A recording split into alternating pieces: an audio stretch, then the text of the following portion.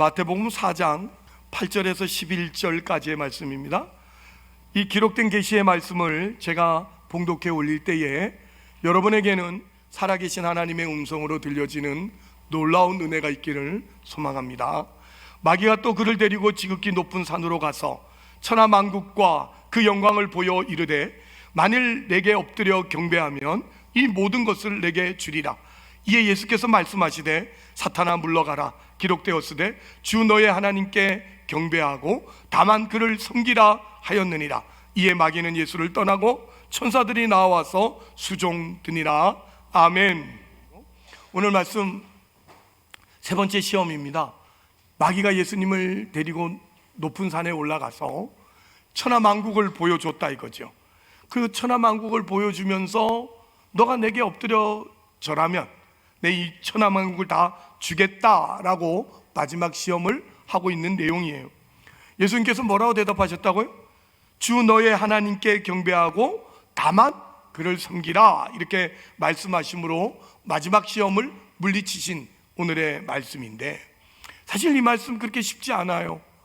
이렇게 그 내용이 뭐며 그 답변의 진정한 그 의미가 무엇이냐 할 때는 참 만만치 않은 그런 말씀이에요. 예수님께서는 이 천하만국을 구원하려고 오셨어요. 그걸 마귀는 잘 알고 있죠. 마귀가 그걸 모를 리가 없어요. 그래서 예수님이 이 땅에 온 이유는 천하만국을 구원하러 오셨다는 것을 알고 그걸 이루기 위하여 자신이 협조해 주겠다 이거예요. 당신이 천하만국을 구원하러 온 걸 내가 안다. 그러니 내가 협조해 주겠다. 단 조건 하나를 걸죠. 어떤 조건이죠? 내게 절만 하면, 내게 절을 하면 내가 당신이 천하만국을 얻는 일에 쉽도록, 그걸 쉽게 할 수 있도록 내가 도와주겠다라고 이렇게 제안을 하는 거예요. 그랬더니 예수님이 뭐라고 물리치셨다고요? 주 너의 하나님께 경배하고 다만 그를 섬기라 라는 말씀으로 이렇게 물리침으로 말미암아 예수님이 이기신 거죠. 그렇다면 우리를 천하만국을 구원하는 예수님의 일을 포기하시는 걸까요? 아니죠. 당연히 아닐 거라고 생각할 겁니다. 마귀가 시험을 걸고 예수님께서 물리치는 이 내용 속에서 이 시험이 갖는 진정한 정체성이 드러나요. 어떤 것이냐면 세상을 구원하는 일, 그것이 예수님께서 하시는 일이지만 세상을 구원한다는 그 자체의 내용이나 그 자체가 예수님으로 하여금 이 땅에 오시게 하신 것이 아니고 그것을 성부 하나님이 원하셨기 때문에 오셨다라는 사실을 예수님은 드러내고 있는 거예요. 이거 정말 중요해요. 우리를 구원하는 일 때문에 예수님이 오신 게 아니고 그 일이 잘 되고 일이 성공하는 것이 예수님의 목적이 아니고 오신 목적은 하나님이 그걸 원하셨다는 거예요.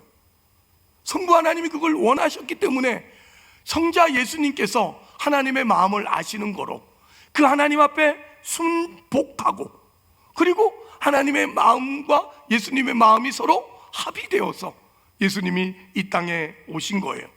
그러니까 예수님은 하나님의 뜻에 순종하고 하나님의 이 구원의 역사는 하나님이 어차피 이루실 거예요. 그 이루실 일을 예수님께서 순종함으로 감당하시기 위해서 오신 거지 일이 먼저가 아니라고요. 일이 우선이 아니라고요. 오늘날 많은 성도들은 교회 일이 먼저야. 일 잘하면 돼. 일만 성공하면 돼. 여러분, 그럼으로 인해서 교회가 얼마나 많이 교회 같지 않은 이기주의요, 능력주의요, 잘하는 사람들의 자랑하는 단체가 돼버린지 몰라. 그래서 교회 문턱이 높아져서 못나고 부족한 사람들은 교회 들어오기가 그렇게 어려워요. 여러분은 교회가 망하고 있는 징조예요. 그러면 안 돼요. 여러분, 교회는 일이 먼저가 아니에요. 그 일을 원하시는 하나님의 마음의 순복함이 먼저입니다. 할렐루야. 꼭 여러분의 마음이 그 마음이 있기를 바랍니다. 여러분의 직분이 주어졌어요. 여러분의 일이 맡겨졌어요. 그럴 때도 그 일이 우선이 아니라 그 일을 원하시는 아버지의 마음에 여러분이 순복하여서, 그래서 그 감사함으로 하는 거예요. 주님의 마음으로 하는 거예요. 그렇게 할 때 여러분, 우린 그 일에 자랑이 없어요. 감사만 있지. 그렇게 할 때 일을 잘하고 못하고 때문에 시비가 일어나지 않아요. 언제나 위로와 격려와 서로 이렇게 의지하고 힘되는 위로의 말들이 더 많지. 여러분, 그런 교회에 정말 약하고 부족한 자들이 얼마든지 들어올 수 있는 그런 교회, 우리 동강교회, 건강한 교회, 좋은 나무 공동체가 되기를 다시 한번 간절히 소망해 봅니다. 이게 무슨 문제가 되느냐? 우리가 신을 찾는, 우리가 하나님을 믿는, 또 우리가 신을 이렇게 구하는 그 내용, 그 목표를 우리는 어떻게 하냐면 우리가 정하죠. 내가 오늘 뭘 원하고, 내가 뭐가 있었으면 좋겠고, 내가 이런 일이 일어났으면 좋겠다 싶어서 그걸 내가 정하고, 신은 단지 그 내 소원을, 내가 바라는 바를 들어주는 그런 어떤 수단과 방법으로서 요청되는 부분이 너무 많은 거예요. 만약에 일이 중심이 되면 그래요. 내가 이걸 하고 이걸 할 때는 하나님 힘 주세요, 이렇게 되지만 예수님은 일이 중심이 아니라 하나님과의 관계가 우선이었거든요. 하나님과의 관계를 우선하면 여러분, 그런 일은 돼도 감사하고 안 돼도 감사한 거예요. 되면 되는 대로, 안 되면 안 되는 대로 하나님의 놀라운 계획이 드러나기 때문에 거기에 대한 우리의 감사가 있게 마련인데, 오늘날 우리 많은 성도들은 그러지 않아요. 오늘 교회 오신 이유 중에도 혹 용서하세요, 아직 믿음이 없어서, 아직 믿음이 어린지라 내가 소원을 하나 정해놓고 그걸 얻어내는 방법으로 교회에 오는 거였다면, 오늘의 말씀이 정말 여러분에게 새롭게 도전되어서 여러분이 하나님 되게 제대로 만나는 은혜가 있기를 소망해 봅니다. 인간이 가지는 이 종교의 본성이 뭐냐면, 내가 원하는 것을 신이, 그분이 하나님이라고 생각하시는 분들도 계시겠지만 그 신이 그걸 들어주는 것으로 이렇게 생각을 해요. 그러니 그 힘과 그 일의 이루어짐을 인하여서는 신 앞에 무릎을 꿇는 수는 있어도, 인격적으로나 여러분의 삶의 어떤 중심은 신 앞에 무릎을 꿇지 않습니다. 인간은 신에게 항복하지 않습니다. 이게 오늘 우리 속에 분명히 일어나는 일이죠. 이걸 가장 잘 드러낸 게 여러분이 그토록 이렇게 좋아하고 읽었던 그리스 신화라는 책에 아주 노골적으로 드러내고 있는 본체예요. 여러분, 그리스 신화를 아직 안 읽은 분들은 여러분 어린 아이들 방에 가면 그리스 신화가 분명히 꽂혀 있을 거예요. 없는 집 없을 거예요. 없으면 여기도 있을걸, 아마. 없으면 우리 집에도 있을걸요. 여러분, 빌려드릴 테니까 가져가서 한번 읽어보시기를 바라고, 만화로도 나온 책도 많아요. 그런데 그 그리스 신화를 보면 그 신들은 힘만 갖고 있지, 오히려 인간보다 부도덕하고 또 변덕스럽고 편협하고 인격적이지 못한 신들이 너무 많아요. 그런 신들을 그려요. 오히려 인간이 더 인격적이고 도덕적이고 그런 면에서는 신들보다 낫습니다. 신들이 인간보다 나은 건 그들이 가지고 있는 힘밖에 없는 그런 모습이 이 그리스 신화에게 있죠. 이게 인간의 신관이에요. 인간들은 신을 믿지만 그 믿는 이유가 뭐냐면 그 신이 나보다 세기 때문에, 나보다 힘을 가졌기 때문이지, 그 신 앞에 정말 항복하고 그 신을 인격적으로 이렇게 만나서 나의 왕으로 모시는 이런 일은 없다라는 게 그리스 신화예요. 여러분, 그래서 어떤 신은, 그래서 그 그리스 신화에 보면 다 그래요. 신을 어떻게 잘 달래서 사탕 발림을 하든 알랑방구를 끼든, 하여튼 신을 잘 달래서 내가 원하는 것을 얻어내면 장땡이에요. 그렇게 하는 사람이 지혜로운 거예요. 그럼 사실은 누가 주인입니까? 인간이 주인인 거예요. 여러분, 그리스 신화를 보면 인간이 항상 주인공이고, 신은 인간의 그 요청하는 것, 인간의 힘으로 못 이루는 걸 도와줄 뿐이에요. 이런 부분들이 사실은 모든 인간들의 신관 속에 우리도 모르는 사이에 다 뿌리 박히고 있는 내용들이라는 거죠. 우리도 마찬가지예요. 하나님도 그렇게 믿고 있는 분들이 분명히 있을 거예요. 하나님 앞에 인격적으로 항복해서 난 이제 하나님 없으면 안 됩니다 하고 하나님이 나의 모든 것이 되는 분이 계시겠지만, 그 중에는 그 하나님도 하나의 신처럼 되어서 여러분의 기도를 들어주고, 여러분이 원하는 걸 들어주고, 여러분의 소원을 이루어주는 힘으로만 나는 못하니까 그 하나님이 그걸 해주는 분으로만 여러분 써먹는 수단과 방법으로만 하나님을 믿는 교회에 오는 그런 분들이 혹 계시지 않을까 하는 생각이 들어요. 우리 예수 믿는 사람들도요, 이 뿌리 깊은 이 죄의 속성이 우리 가운데 있어서 이 신에 대한 불신, 그래서 하나님도 하나님 앞에 함부로 못하는 건 사실이지만 뭐랄까 완전한 항복은 없어요. 여러분이 인격적으로 항복 안 한다니까. 뭘로 할 수 있냐면 삶에서 하나님을 인정하지 않잖아요. 여러분의 삶의 자리에서 하나님을 떠올리지를 않잖아요. 종교적으로 교회 와서 하나님 앞에 엎드리고 하나님 앞에 헌금하고 하나님 앞에 봉사해서 여러분이 원하는 걸 얻어내는 하나의 방법으로 써먹는 그런 부분들이 있지 않나 하는 생각은 우리가 떨쳐낼 수 없는 그런 부분들이죠. 그래서 우리도 자주 우리가 스스로 목표를 정하고 내가 원하는 걸 내가 정해서 하나님께 사탕발림해서 하나님 앞에 잘 보여서 그의 힘을 써먹으려는 일념으로 교회를 나오고 하나님을 믿는다고 기독교라고 그렇게 하는 일에 있어서는 우리 모두가 조심해야 된다라는 말씀을 꼭 드리고 싶어요. 오늘 이 문제, 마귀가 예수님에 대한 시험의 답변을 예수님이 기록되었으되 하는 답변으로 하고 계신데, 그게 신명기에 나오는 말씀이에요. 신명기 6장을 한번 찾아봅시다. 신명기 6장, 구약성경 271면 신명기 6장 10절 이하에 이 예수님께서 인용하신 이 답변, 이 부분을 좀 더 우리가 읽어보면 이해가 될 거라고 생각됩니다.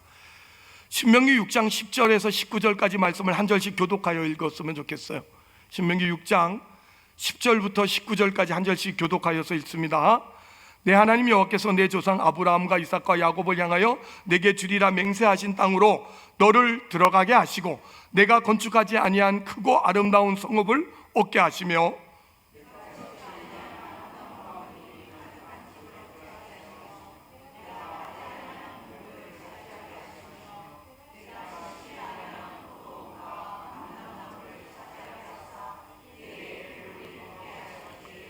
너는 조심하여 너를 애굽 땅 종되었던 집에서 인도하여 내신 여호와를 잊지 말고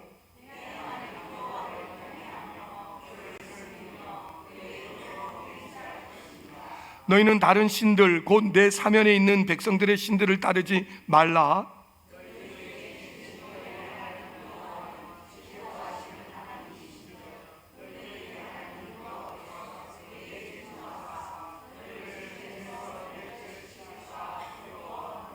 너희가 마사에서 시험한 것 같이 너희 하나님 여호와를 시험하지 말고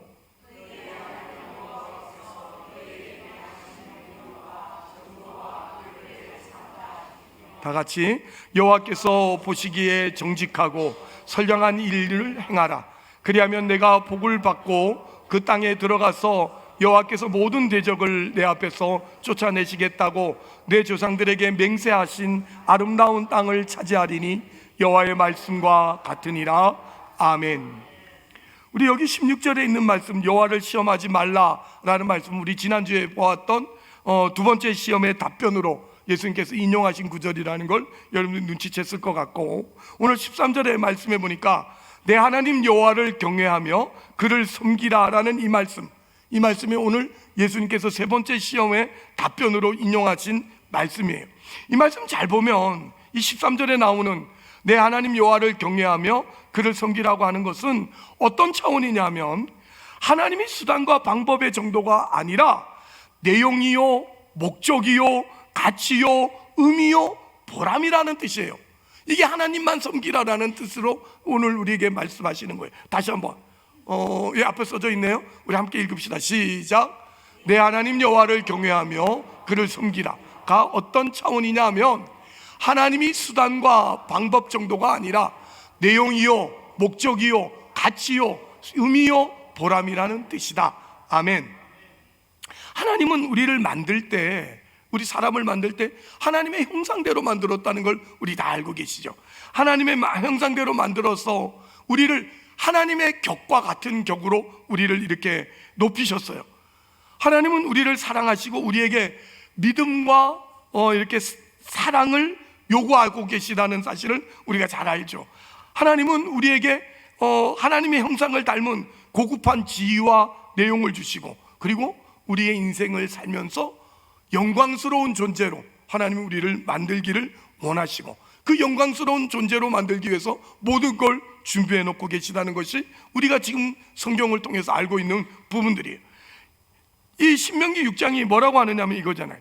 나는 너희를 종되었던 애굽 땅에서 인도하여 낸 여호와 하나님 여호와니라, 이렇게 말씀하는데, 죄와 사망 아래에서 우리를 꺼내서 어디로? 의와 거룩과 진리와 생명의 삶으로 우리를 인도하시는 이가 하나님이시다, 이 말이잖아요. 진흙으로 빚은 우리 사람들, 하나님의 사람들이 저 짐승과 다르게 영적인 존재로 우리가 인격을 가지고 윤리와 도덕과 어떤 의미와 가치를 추구하는 고급한 그런 내용을 갖고 살도록 하나님께서 우리를 만들어 놓으셨어요. 하나님은 우리에게 수단이거나 방법이 아니라 하나님의 목적이 우리다, 이 말을 이렇게 어렵게 하고 있네요. 여러분 기억하셔야 됩니다. 하나님은 우리를 써먹으려고 부른 것 아닙니다. 여러분 잘 키워서 복날에 잡아먹으려고 여러분에게 이것저것 주시는 분 아닙니다. 정말 믿으셔야 됩니다. 하나님의 목적은 우리 자신입니다. 여러분 한 사람 한 사람이 하나님의 목적입니다. 여러분을 영광스럽게 만들고, 여러분을 존귀하게 만들고, 여러분을 하나님의 형상으로 아름답게 만들어서 이 땅에 정말 하나님의 뜻이 이루어지는 놀라운 그 복을 누리도록 하기 위한 거지, 결코 우리의 하나님이 힘이 부족해서 하나님이 뭔가 못 미치는 곳이 있어서 우리 한 사람 한 사람을 불러서 그 일을 시켜 먹으려고 하나님이 우리를 부르시는 분 아니라는 거. 그런데 우리의 신앙생활에서 늘 모습을 가만히 한번 여러분 스스로를 생각해 보세요. 우린 늘 목적과 내용을 우리가 정하죠. 내가 정하고 하나님께는 뭐만? 힘만 빌려달라는 거예요. 이거 필요하고요, 이거 필요하니까 하나님 이거 이루어 주세요. 그래, 그럼 내가 이루어 주려고 내가 네한테 들어갈게 하고 우리 인격과 마주치려고 그러면 아우 노, 그거 말고 그냥 기도만 해주세요. 여러분 제가 신방 간다 그러면 어떡하죠? 목사님이 신방 간다 그러면 아우 목사님 오실 것까지는 없고 기도만 해주세요. 뭐 이런 뭐 비유가 되려나 모르겠네요. 이런 모습이나 여러분이 오늘 하나님 앞에 요구하는 것도 같지 않을까요? 여러분이 구하는 걸 하나님이 주시려고, 그래 내가 네 안에 네 인격으로 들어갈게 하면 여러분 어떡합니까? 잠깐만 그러지 말고 그냥 하나님 말씀만 해도 되는데 뭘 그렇게까지 하세요? 이러면 여러분 힘만 빌려 쓰려고 하는 이런 마음이 오늘 성도들 가운데 있지 않나 싶은 생각은 떨칠 수 없는 부분들이에요. 그래서 하나님을 믿는다는 게 뭐냐 하면, 하나님을 믿는다는 게 뭐냐면 내 손으로 얻을 수 없는 걸 하나님이 얻게 해준다라는 그런 것밖에는 안 되는 신앙이라 그러면 오늘의 말씀이 여러분을 고칠 수 있기를 소망합니다. 우리가 자녀를 기르는 걸 봐도 그래요. 자녀를 어떻게 기르냐면 무조건 좋은 대학을 가야 된대. 무조건 좋은 대학을 나와야 유용한 사람이 되고, 무조건 좋은 대학을 나와야지만 성공한 인생이 되고, 무조건 좋은 대학을 나와야지만 그게 뭔가 인생이 더 쉽게 산다는 거야. 그래서 한국에 살려면 무조건 좋은 대학 나오고 봐야 된다는 거야. 자기 자식 실력은 생각지도 않고 무조건 좋은 대학만 나오라고 이렇게 우기고 있는 걸 봐요. 이게 평생 쫓아다니긴 해요. 어디 가서 만나면 어디 대학 나왔어요? 어느 학교 나왔어요? 이러면 어디 대 나왔다 이러면 여러분 어떻습니까? 선보러 와가지고도 아주 마음에 하나도 안 들어. 생긴 게 어떻게 저따구로 생겼나 싶은데 말해보면 대학을 뭐 S대 나왔다 이러면 사람이 갑자기 이상해 보이잖아. 뭐 있어 보이고 새롭게 보이고 대단해 보이고 막 그러잖아요. 그래서 호감이 가고, 아니 처음 눈에는 그냥 저처럼 잘생기고 멋져 보이고 이랬는데 대학을 어디 나와서 저 지방에 이러면 이게 완전 바보처럼 보이고 이건 믿었다는 쫄딱 말 것 같고 뭐 이런 생각을 갖는 게 오늘날 우리 모든 사람들이 갖는 마음이에요. 공부를 잘하는 사람은 좋은 대학 나와야지. 그래서 이 사회를 유익하게 만들어야지.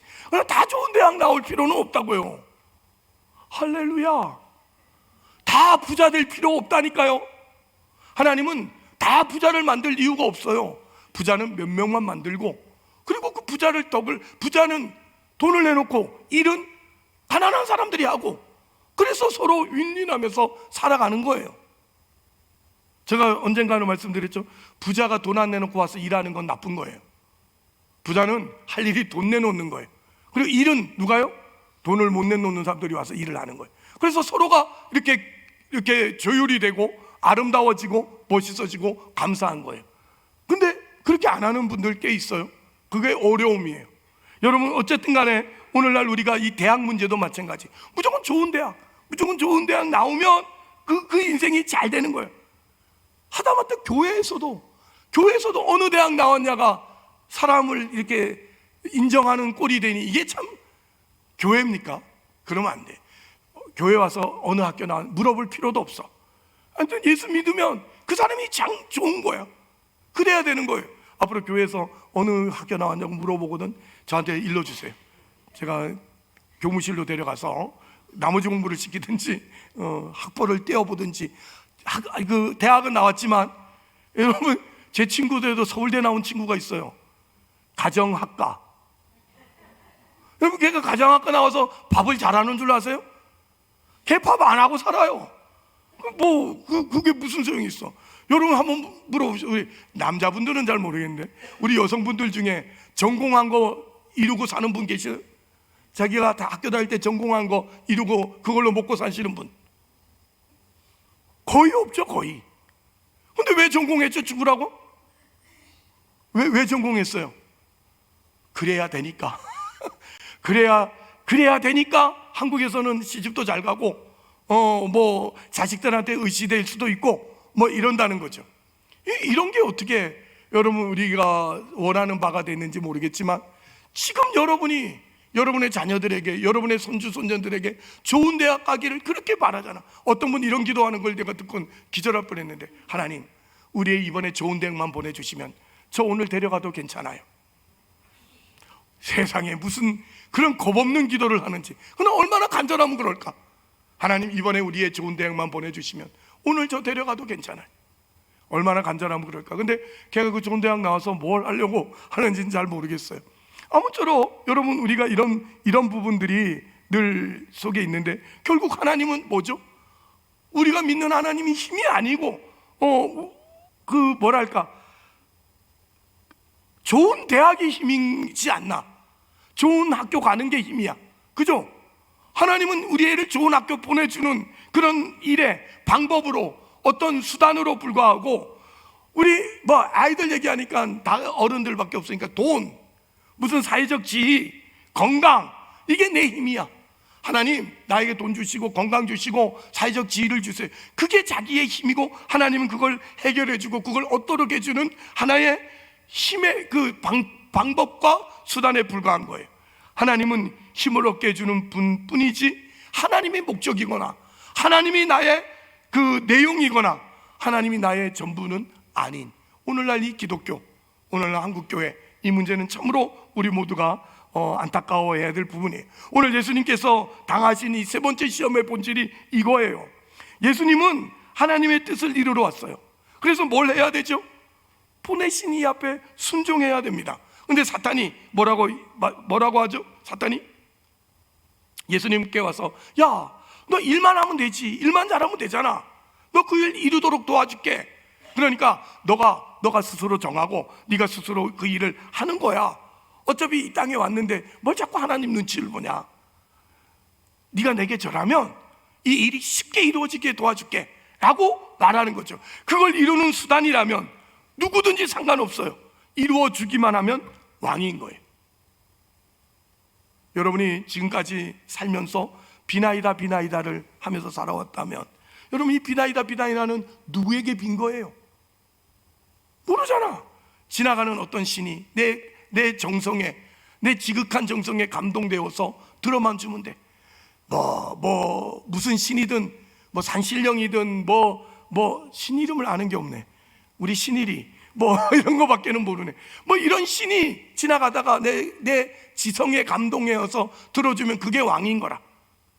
이런 문제가 있어요. 이건 정말, 여러분, 제가 예전에 들은 얘기인데, 우리나라 국악을 전공하시는 분들, 이 국악을 전공하시는 분들은요, 우리나라 전승 노래, 전승 춤 사이, 시 사이 뭐 이런 걸 복원시키는 것을 목적으로 해요.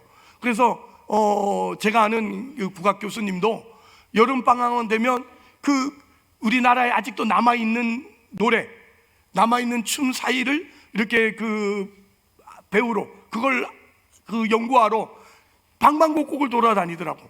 그런데 우리나라의 그 노래, 전승에 된 노래와 고유의 춤 사이는 사이야 시야 뭐 아무튼 알아들으세요. 그건 특별하게 무당에게 있는 거예요. 무당들이 그걸 배우고 가지고 있는 거예요. 여기서 말하는 무당은 세습 무당을 말하는 거예요. 강습 무당 말고, 갑자기 하루아침에 귀신 받아가지고 무당된 사람은 그런 걸 모르고 몇 대째 이어서 이렇게 신을 섬기고 있는 그런 무당들은 그런 춤사위와 노래를 알고 있는 거예요. 그래서 이 교수님이 그걸 배우러, 그걸 연구하러 방방곡곡 다니는데 어느 강원도 시골에 아주 산골짜기에 아주 유능한 분이 무당이 있다 그래가지고 찾아갔어요. 어렵게 찾아가서 만나보니까 이분이 세습무당이 아니고 강습무당인 거라. 그래서 아이고 오늘도 뭐 남는 강신무당이라 그러죠. 강신무당인 거예요. 그래서 남는 게 없구나 하고 이까지 온 게 아까워가지고 이름이 뭐냐고, 무당님 이름이 뭐냐고 물었더니 이상하게 이름을 얘기를 안 하더래. 빙빙 돌리면서. 그래서 이게 뭔가 있구나 싶어서 옆에서 자꾸 꼬실러 가지고 무당님 이름이 뭐냐고 물었더니 이름을 얘기하는데 자기 이름이 정애수더래. 자기 이름은 정애수더.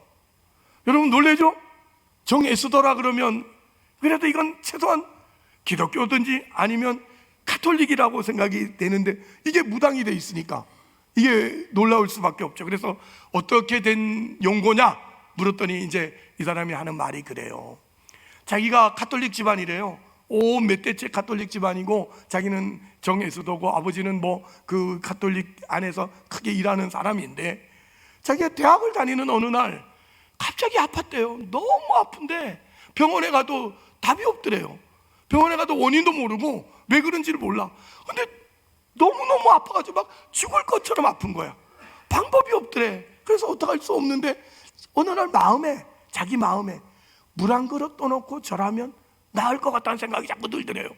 그래서 그랬다고 자기는 기독교 가톨릭 신자인데 그럴 수는 없잖아. 배운 게 있는데. 그래가지고 그런데도 자꾸 그 생각이 드니까 부모님께 가서 엄마 아빠 내가 너무 아픈데 자꾸 내 마음에 물 한 그릇 떠놓고 거기다 절하면 나을 것 같은데 어떻게 하면 좋을까? 정예수도야, 넌 그럼 어떻게 망발을 하느냐? 큰일 날 소리 한다고 못하게 하더래. 그런데 자기는 죽을 것 같으니까 엄마 아빠 없는 날 물 한 그릇 떠놓고 절을 했대요. 그랬더니 그냥 언제 그래 났는지 싹 났는데 귀신이 들어온 거예요. 그래가지고 무당이 된 거예요. 그래서 이 사람이 어쩔 수 없이 그 길을 떠나가지고 저 강원도 산골에 들어가가지고 무당짓을 하고 있더라는 얘기죠. 그분이 하는 말이 그러더래요. 그 당시 병만 낫게 해준다면, 이 아픔만 사라질 수 있게 해준다면 난 뭐든지 할 수 있겠더래. 그거 물 한 그릇 떠놓고 절하는 게 뭐 힘들다고, 그걸 못하겠네라고 했다가 오늘 이렇게 됐다는 거예요. 여러분 잘 보세요. 여기서 제가 말씀드리는 건 병만 나으면 무엇이든지 못하랴 해서 넘어가는 게 우리 인생이에요. 오늘 여러분 기독교 신앙, 우리 이 기독교 신앙에서는 순교를 최고로 칩니다. 그죠? 순교 신앙은 최고예요. 왜 순교가 최고죠? 왜 순교가 최고입니까? 하나님을 놓을 바에는 죽는 게 낫다. 이게 신앙이니까. 하나님을 놓을 바에는 난 차라리 죽겠다. 이게 분명히 우리가 가져야 될 기독교 신앙인데, 그런데 어느 틈엔가 우린 다 나와버렸어요. 저도 놓고 여러분도 나왔어요. 뭐라고 하면서 나왔냐면 이렇게 하면서 나왔어요. 북한 공산당이 따발총을 가지고 내 머리에다 대고 너 예수 믿을래 안 믿을래? 이러면 믿을 겁니다 하고 난 죽을 거야. 우린 다 그렇게 말해요. 그러고는 삶에서 다 팔아먹어버리는 거야, 신앙을. 왜? 북한 공산당이 와서 따발총 내 머리에 댈 일은 드문 일이니까. 아직도 금방 일어날 일은 아니라고 생각하니까. 그건 나중에 뭐 그런 일이 있을지 없을지도 모르니까 우리는 말로는 북한 공산당이 와서 따발총 들이대고 너 예수 믿을래 안 믿을래 하면 난 믿습니다 이러고 그냥 따발총에 맞아 죽을 거라고 그렇게 말은 해놓고는 여러분의 일상의 삶은 전혀 하나님을 위해서 살지 않고 하나님을 다 다른 걸 잠들하고 하나님을 놓아버린 이런 우리들의 모습은 감출 길이 없어요. 정말 여러분, 이건 한번 생각을 해보셔야 돼요. 학벌에 팔아먹고, 돈에 팔아먹고, 건강에 팔아먹고, 행복에 팔아먹고, 심지어는 자존심에 하나님을 팔아먹고, 우린 늘 우리가 원하는 걸 얻기 위한 보상으로 우리의 신앙을 동원하고 있지, 조건 없이, 이유 없이 하나님께 경배하지 않는다는 게 우리 모두 생각해야 될 부분 아니겠습니까? 하나님이 우리 인생의 목적과 내용과 방법을 정해준다는 것을 여러분이 원하지 않잖아요. 내가 정하고 내가 원하는 걸, 하나님이 들어주시는 걸, 그걸 원하지. 하나님이 이 길로 가라, 이거 해라, 이런 걸 여러분은 원하지 않는 거예요. 우리는 어느 순간가 세상에 절하고 있는 사람들이에요. 정 에스더가 된 거죠, 다. 오늘 이 세 번째, 예수님께서 이 시험을 물리치신 이 시험의 본질, 신명기 10장, 같은 신명기 10장이니까 몇 장만 넘겨봅시다. 12절, 10장 12절. 하나님이 우리에게 어떤 요구를 하시는가를 보세요. 신앙적 요구를, 이런 요구를 하셔요. 이스라엘아, 내 하나님 여호와께서 내게 요구하시는 것이 무엇이냐? 내 하나님 여호와를 경외하여 그의 모든 도를 행하고 그를 사랑하며 마음을 다하고 뜻을 다하여 내 하나님 여호와를 섬기고 내가 오늘 내 행복을 위하여 내게 명령하는 여호와의 명령과 규례를 지킬 것이 아니냐, 이렇게 나와요. 여러분, 하나님은 우리에게 마음을 다하고 뜻을 다하고 성품을 다하여 하나님을 사랑하라고 요구하고 계셔요. 여러분, 성경 어디를 보더라도 너 나중에 잘 돼서 서울대학교 가정학과 나와서 밥 잘 지어서 내게 바쳐라. 여기 뭐 양 말고 소를 잡아서 내게 바쳐라. 뭐 100만 원 말고 한 달에 1000만 원씩 하는 11조 바쳐라. 이런 성경 구절이 있습니까, 없습니까? 단 한 군데도 없습니다. 여러분, 단 한 군데도 없어요. 하나님이 원하시는 것은 언제나 고급한 인격의 교제를 원하십니다. 난 너의 하나님이고 넌 나의 백성이 되고, 난 너의 아버지고 너희는 나의 자녀가 되어서 아버지와 아들의 관계를 더 아름답게 만들어 가자는 것이 하나님이 우리에게 요구하는 거예요. 그걸 우리가 하나님 앞에 요구받은 자로서 스스로 항복하는 거예요. 그리고 그 항복할 만한 일을 하나님이 우리에게 허락하십니다. 항복할 수밖에 없게 만드십니다. 우리를 그렇게 만들고 우리를 그렇게 찾아오셔서 우리를 하나님의 자녀로 이렇게 만들지, 저와 여러분을 로봇처럼 조종하시는 하나님 아니에요. 찡 해가지고 여러분 마음을 싹 바꿔놓고 엥 해가지고 여러분 생각을 바꿔놓고 이러지 않습니다. 여러분 스스로가 하나님의 사랑에 항복하고 하나님의 사랑이 커서 여러분 스스로가 하나님 앞에서 이걸 하겠습니다, 저걸 하겠습니다가 하는 거지, 단 한 번도 하나님이 그런 어떤 물질이나 어떤 희생을 요구하지 않습니다. 그래서 보세요. 여러분이 이렇게 예수님께 찾아와서 뭘 묻습니까? 어떤 사람이 이 얘기부터 합시다. 어떤 사람이 예수님께 찾아와서 이걸 물었잖아요. 선생님, 어떻게 해야 이렇게 율법 중에 제일이 뭡니까? 율법 중에 제일 큰 계명이 뭡니까? 이렇게 물었더니 예수님 뭐라 그랬죠? 잘 아는 대로 첫째가 마음을 다하고 뜻을 다하고 성품을 다해서 주 너의 하나님을 사랑하라고 하신 것이요, 둘째는 그보다 조금 못하지만 이렇게 했나요? 그와 같으니, 첫 번째와 똑같이 내 이웃을 내 몸같이 사랑하라 하는 것이라. 이 두 계명이 온 율법과 선지자의 대강령이니라, 이렇게 말씀을 했어요. 십계명을 통틀어 말하면 하나님 사랑하고 이웃 사랑하라, 이거죠. 그죠? 여러분, 십계명 혹시 외우나요? 요즘 십계명을 하도 안 해봐가지고 외울까? 십계명 외울까요? 한번 외워봅시다. 그러면 까이거 뭐 어차피 더운데 십계명도 외워가지고 날씨 이렇게 뜨끈뜨끈해져서 땀을 한번 내서 날씨가 더운 게 아니고 내가 몰라서 덕분화를 한번 고백해 보도록 하십시다. 십계명 첫째가 뭡니까? 하나님 외에 다른 신을 섬기지 말라. 두 번째, 우상을 섬기지 말고 우상을 깎아 만들지 말아라. 네 번째, 여호와의 이름을 망령되게 행하지 마라. 주일을 거룩하게, 안식일을 거룩하게 지켜라. 또 뭐죠? 도둑질하지 마라. 살인하지 마라. 간음하지 마라. 내 이웃의 것을 탐내지 마라. 마지막 뭐죠? 뭐하라. 전 여러분이 참 부러워요. 뭘 물어보면 엉엉엉 이러면 되는데, 제가 설교를 엉엉 이러면 아마 쫓겨났을 것 같은데. 여러분이 10계명을 둘로 나누면 뭐라고요? 아무튼 10개는 못 외워도 2개는 외웁시다. 뭐라고요? 하나님 사랑, 이웃 사랑. 이 2가지예요 분명히. 근데 무슨 뜻일까요? 왜 이런 형태로 10계명을 주었을까요? 하나님 외에 다른 신을 섬기지 말라. 이게 뭐죠? 어떤 문제에서도 하나님이 주인이시고 하나님이 결제자시고 하나님 손 못 대는 부분은 없다 이 말이에요. 하나님 한 분으로 모든 것이 가능하다 이 말이에요.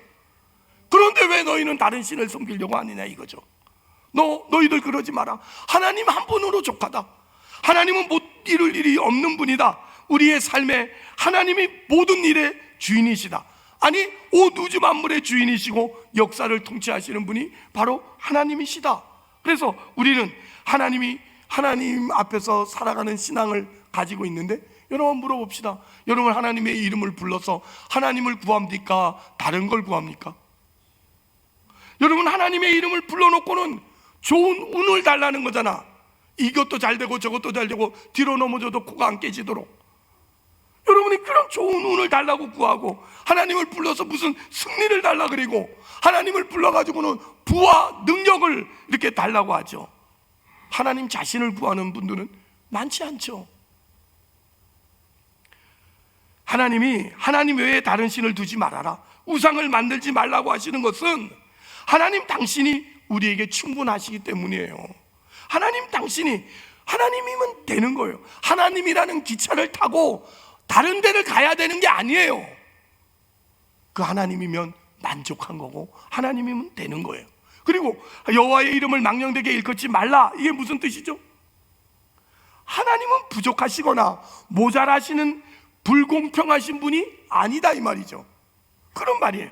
여러분 우리의 인생 속에서 우리가 얼마나 자주 하는 신성모독의 말이 있습니까? 뭐죠? 오 마이 갓, 오 마이 갓. 이게 신성모독이에요. 여러분 아니 어찌 이런 일이, 이런 거잖아요. 하나님 도대체 뭐하고 계신 거예요? 이런 게 오 마이 갓 이거예요. 여러분 뭐 멋있어 보일까라고 해서 무슨 일이면 오 마이 갓 뭐 이랬는데, 그런 말은 기독교인이 할 말이 아니에요. 그건 저 타락한 서양 종교에서, 서양 기독교에서 하는 어떤 그런 표현들이지. 하지 마세요. 앞으로 오 마이 갓 하는 분은 하는 거예요. 뭐 방법이 없죠. 여러분 정말 내 소원과 내가 원하는 대로 안 됐을 때 하는 말이 오 마이 갓 아닙니까? 여러분 그렇죠. 어쩌 이런 일이, 이런 거 아니에요. 우리는 하나님이 우리라는 존재와 우리 삶의 목적이고 내용이라는 것을 우리가 분명히 인정해야 되는데, 그걸 인정하지 않는 거 아니에요. 왜 내 뜻대로 안 해주세요? 내가 원하는 대로 안 해주세요? 왜 내 생각대로 안 해주세요? 할 때 여러분이 탁 하는 말이 오 마이 갓 아닙니까? 여러분 내 인생은 이만 해야겠습니다 하고 생각하고 사는데 저만 하니까 오 마이 갓 한다면 여러분 그건 신앙 아닌 거예요. 하나님을 이름을 부르면서 망령되게 부르는 것이 되고 마는 거예요. 저는 여러분의 입에서 오 마이 갓 하지 않았으면 좋겠어요. 여러분 그렇지 않습니까? 하나님의 생각은, 우리 지난주에 생각했어요. 하나님의 생각과 우리의 생각은 어떻게 달라요? 하나님의 생각과 우리의 생각은 어떻게 다르죠? 나도 더워요. 빨리 대답하세요. 하늘이 땅에서 높음 같이 하늘과 땅 차이가 나요. 우리의 생각은 고작해야 이 고난이라는 거, 고통이라는 게 기준이 돼서 헐떡거리고 있지만, 하나님의 생각은 훨씬 높습니다. 우리가 생각하지 못하는 것보다 더 크셔서 우리의 모든 것들을 채우시고 넘기십니다. 하나님의 생각은 고통과 물질에 근거로 하지 않고 거룩과 영생을 근거로 하고 있기 때문에 우리의 인생이 그래. 근데 우린 기껏해야 고통을 기준으로 하고 아우성을 치고 있어요. 하나님은 우리를 뭘로 만들려고? 영광스러운 존재로 만들려고 인도하는데, 우리는 고작 이 땅에서 잘 먹고 잘 사는 게 전부인 거야. 이 땅에서 고작 자존심 하나 지키는 게 다야. 그러니 하나님이 우리의 기도를 들어주실 리가 없죠. 그래서 그동안 우리의 기도를 보세요. 저와 여러분이 하는 기도는 어떤 위기에 처했고 어떤 문제를 만났을 때 여러분이 늘 고통을 기준으로 해서 막 벌벌 떨면서 금식하면서 철야하면서 기도하는 그 모든 기도가 다 뭐예요? 우리 자녀를 위해서, 우리 가정의 어려움이나 인생에 불어닥친 어떤 어려운 문제들을 인해서 하나님 이거 해결해 달라고 몸부림을 치는 기도는 수없이 많으나 여러분이 하나님을 더 알게 해달라고 금식하는 사람을 보질 못했어요. 혹 거룩하게 사는 방법이 뭔지 그거 좀 알려달라고 하나님 앞에 철야하는 분을 만나보지 못했다고요. 어떻게 사는 것이 하나님의 자녀답게 사는 것이고 또 어떻게 해야 그렇게 되느냐고, 그것 때문에 여러분들이 새벽을 깨우는 일들이 많지 않아요. 참 이건 참 안타까운 거예요. 우리가 당한 모든 체험들, 하나님은 그런 분이구나. 여러분이 오늘도 눈물 흘리고 오늘도 불안해서 잠을 못 자는 일을 통해서 하나님은 이렇게 크신 분이구나, 하나님은 정말 나를 사랑하시는 분이구나를 고백하고 그런 일들이 있어지기를 바라요. 그래서 하나님과 믿음과 사랑이 진일보되기를 간절히 부탁합니다. 여러분, 정말 성도들이 이런 기도가 너무 적지 않아요? 저는 하나님 앞에 기도했더니 로또 복권 당첨시켜줬어요. 간증은 들어봤어요. 하나님께 기도했더니 번호가 쫙 뜨더래. 그래서 어떤 로또 복권 당첨됐더래. 할렐루야! 그러면 그 간증이 말고 하나님이 왜 나에게 로또 복권을 1등을 당첨하게 해서 나에게 뭘 원하셨는지에 대한 간증은 들어보질 못했어요. 여러분, 이거 참 아쉬운 거 아닙니까? 하나님을 아는 일에 대한 간증, 이런 것들은 너무나도 적어요. 때를 썼더니 하나님이 들어주시더라, 이 간증은 들어봤지만 왜 때를 쓰게 하시는 하나님은 간증하지 못하는지, 여러분, 우리가 이런 부분을 놓치지 않았으면 좋겠어요. 마지막으로 내 이웃을 내 몸같이 사랑하라 라는 말씀도 마찬가지예요. 우리 옆에 있는 부자는 너 것을 빼앗아서 부자 된 게 아니라 이 말씀이에요. 이거 기억하셔야 됩니다. 우리 옆에 있는 부자가 내 걸 뺏어서 그 사람 부자 된 게 아니에요. 하나님이 부자를 맡기신 거예요. 아멘 합시다. 내가 가난한 건 내가 누구 걸 못 뺏어서 남보다 못나서 가난한 게 아니에요. 하나님이 나에게 가난한 걸 맡기신 거예요. 아멘 못하죠? 맞아요. 그게 아멘이에요. 그렇게 하셔야 돼요. 그래서 여러분, 우리 분명히 기억하실 건 이거예요. 도둑질하지 말고 살인하지 말고 남 거짓말하지 마라. 그래서 남의 거 빼앗아 올 필요가 없다. 내 필요는 하나님이 책임져 주신다. 하나님 한 분이면 충분하다. 이런 말을 하는 거예요. 이런 하나님이 뭐 우리 옆에 사람 주느라고 날 못 주는 가난한 하나님 아닙니다. 하나님은 온 인류를 먹여 살릴 수 있는 하나님이십니다. 그러니 여러분에게 오늘도 뭔가가 부족하다면 부족할 이유가 있는 거예요. 그게 최상이에요. 그게 지금 여러분에게 있어서 딱 맞는 거예요. 왜? 하나님은 좋으신 분이니까. 하나님은 실수 없는 하나님이시니까. 그 실수 하나 없는 하나님이 나를 좋게 하시려고 오늘의 이 일을 당하게 하셨다. 아멘. 그렇게 믿으세요. 그리고 견뎌내세요. 그리고 하나님 이 일을 통해서 뭘 원하시냐고 물으세요. 그래서 여러분의 신앙 인생이 조금 더 하나님 앞에 나아갔으면 좋겠어요. 근데 여러분은 늘 그렇죠. 하나님, 시험 문제가 너무 어려워요. 여러분, 그러면 하나님이 여러분에게 찾아와가지고 시험 문제를 이렇게 내면 좋겠어요? 너 이름을 한문으로 써라. 너 이름을 영어로 써라. 너 이름을 세로로 써라. 동광교회 목사 이름이 뭐냐? 이런 문제 내면 여러분 좋겠습니까? 그런 문제 서울대학에서 내면 그게 서울대학이겠습니까? 여러분, 하나님은 그런 시험 문제 내지 않습니다. 여러분이 목적이고, 여러분이 훌륭해지고, 여러분이 거룩해지고, 여러분이 영광스러워지고, 여러분이 존귀하게 되는 게 하나님의 목적이신지라, 여러분의 인생을 고통을 통해서라도, 고난을 겪게 해서라도, 눈물을 흘리게 해서라도 반드시 그 영광스러운 존재로 만드시게 만드는 것이 하나님이십니다. 그러므로 바로 이 시점에서 나에게 하나님은 어떤 분인가, 나의 존재와 인생의 목적과 그 내용에 있어서 내 하나님이시며 그분의 형상을 따른 복된 자리로 인도하시는, 내 경배를 받으시고 내 감사를 받으시는 분이신가, 아니면 내 소원을 이루어 주시는 수단과 방법에 불과한가, 오늘 이 분명함이 여러분들에게 고백되어지고 여러분 하나님이 어떤 분인가를 다시 한번 고백하여서 하나님은 나의 전부십니다. 하나님만 내 힘이십니다. 하나님이 나와 함께 계시면 나는 못 이룰 것 없고 못 살 것 없습니다. 하나님 내게 함께 해주시고 오늘도 나를 붙들어 주옵소서. 이 진정한 고백이 있고 이 순종이 있고 이 감사가 있는 여러분 되기를 주의 이름으로 축복합니다. 하나님 감사합니다. 우리의 신앙이라는 게 고작 하나님을 방법으로, 하나님을 힘으로만 써먹는 수단으로만 여기는 그런 우리의 신앙이라는 것에 대해서 깜짝 놀랍니다. 우리를 불쌍히 여겨 주옵소서. 이제는 이 말씀 듣고 다시 한번 용기 내어서 수단과 방법이 아니라 하나님이 본질이고 하나님이 내용이고 하나님이 목적이고 하나님이 나의 힘이 되도록 하나님 도와주옵소서. 그리고 정말 하나님과 친밀한 교제가 있고 우리 하나님 기뻐하시는 일이 나의 기쁨이 되고 하나님 미워하시는 것이 나도 미워하는 일이 될 수 있도록 역사해 주옵시고, 세상에서 하나님 세상적 가치에 마음 뺏기지 말고 세상에 절하지 말고 오직 하나님께만 경배하는 우리가 되게 하여 주옵소서. 예수님의 이름으로 기도합니다. 아멘.